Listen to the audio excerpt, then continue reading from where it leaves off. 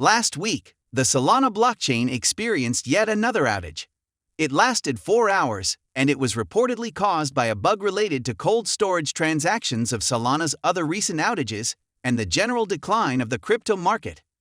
The most recent outage caused many Soul holders to sell, resulting in a 10% decline for Soul shortly afterwards. As someone who holds Soul as part of their personal portfolio, I can't deny that watching all these outages hasn't been pretty, and I pointed them out as being a problem in our Solana updates. So this begs the question of why soldiers like me continue to hodl despite the constant breakage of the Solana blockchain, especially since there are comparable alternatives like likenear protocol that don't experience outages. I obviously can't speak for others, but in my case, my conviction mainly comes from the massive amount of money that has been poured into the project by institutional investors. The fact that crypto projects building on Solana continue to see serious funding and popular crypto projects continue integrating with the Solana blockchain plays a big factor as well. Logically, this then begs the question of why institutions continue to invest so heavily in Solana's ecosystem.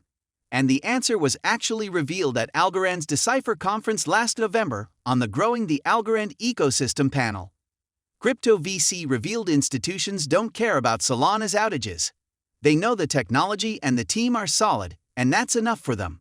In other words, institutional investors are confident that these constant outages will eventually be resolved, and this attitude, combined with the allocation to back it, speaks volumes to Solana's potential. Now, don't get me wrong, this doesn't mean that Solana couldn't succumb to its competition.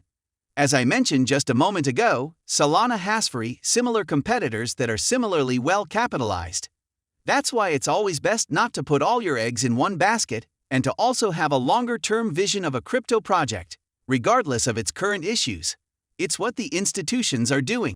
After all, on the topic of crypto projects currently experiencing issues, last week Shiba INU's euronymous founder Ryoshi scrubbed his social media, leaving only 2 Medium posts announcing his departure.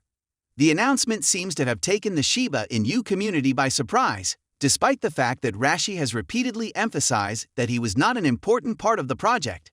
Those of you who watched our videos about Shiba INU will know Ryoshi stepped away from the project not long after it was founded, and it has basically been community-driven since that time. This is probably why the SHIB token didn't really react to the news, though it was still significant enough that high-profile members of the Shiba INU community came out to defend against the thud it inspired.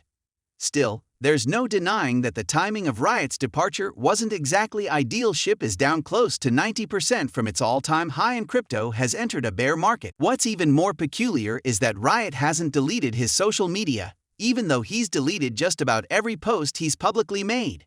This suggests he could be planning on making a surprise appearance at some point in the future. But if this is the case, then why go through the trouble of deleting everything that's been said in the past? It seems nobody has the answer, and it doesn't help that Ryoshi's real identity is still unknown. Some of you may know that a picture from his first blog post suggests he has serious connections in the Ethereum community, which makes his apparent departure that much more significant. For what it's worth, Shiba INU's development continues. And though I haven't been keeping a close eye on the project, I know that many important milestones have been met on the metaverse side. The real question is whether Shiba INU will be able to achieve its endgame of becoming the Dogecoin killer, especially since Tesla CEO Elon Musk continues to tease Doge payments for his other companies.